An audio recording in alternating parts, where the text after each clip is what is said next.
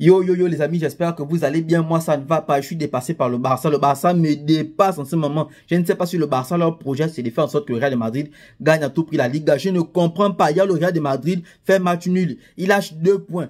Vous, aujourd'hui, au lieu de gagner le match, le Barça, vous vous arrangez à perdre à domicile face à Leganés. Je ne comprends pas ce qui se passe avec le Barça.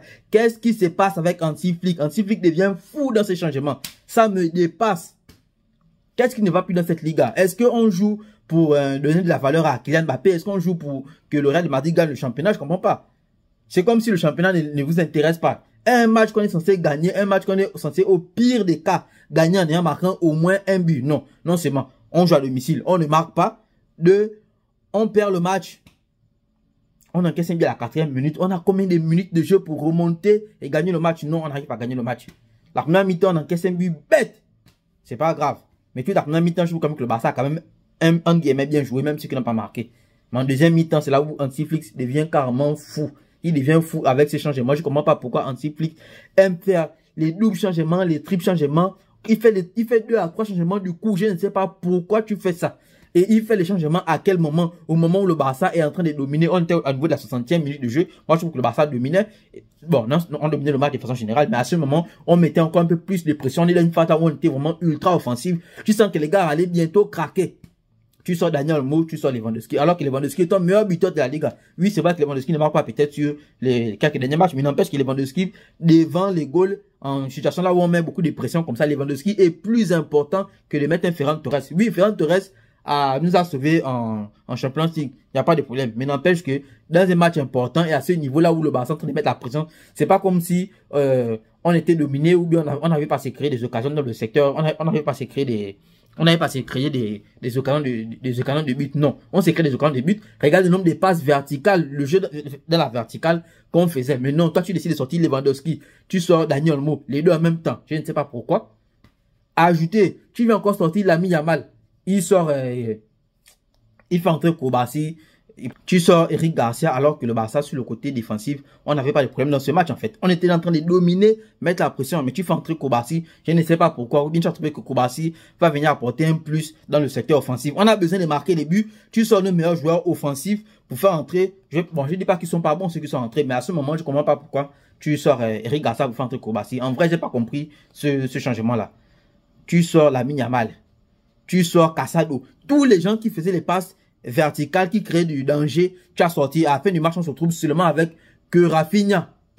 Et on est en train de jouer les ballons du Barça de Xavi sur les côtés.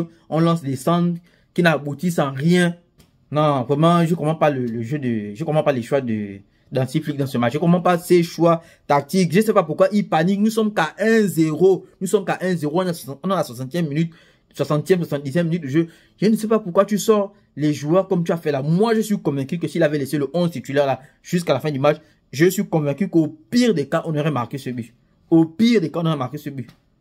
Pourquoi tu fais autant de changements alors qu'on est en train de chercher la solution pour marquer le but et on n'est pas dominé et on est en train de se créer même les occasions.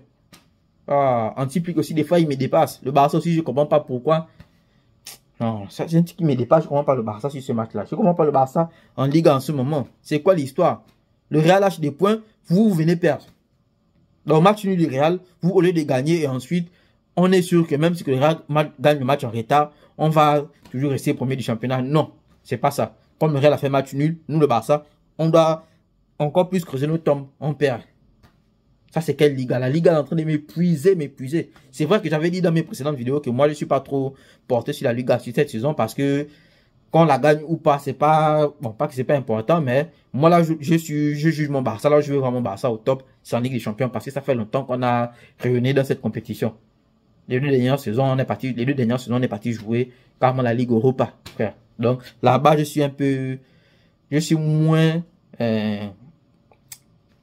là-bas, je suis intransigeant avec le Barça, en fait. Je suis vraiment tendu. Je veux vraiment que le Barça, on fasse quelque chose de correct. Mais ce match-là me dépasse. Je ne sais pas. Ah, je ne sais pas comment on manque de déchets. Je ne sais pas comment on manque d'efficacité devant les goals. Autant d'efficacité devant le goal. Je ne sais pas comment le jeu est lent. Le jeu est lent, mon frère. Le jeu est lent. Sur les quelques petites occasions qui passent, on n'arrive pas à finir. j'ai même du mal à tirer des points positifs dans ce match-là. En tout cas, s'il faut tirer un point positif vite fait là, à chaud, je vais trouver que le point positif, c'est la performance de Jules Koundé. Vrai, Jules Koundé, vraiment, c'est... Il est en train de dépasser le poste latéral. À un moment donné, il va même être ailier, ou bien il peut même se trouver en mode attaquant, en fait. Parce que Jules Koundé, dans les dédoublements, dans les appels, il y a même une action là où, dommage que c'est pas un finisseur. L'action avec Daniel Olmo, il aurait pu nous marquer un joli but.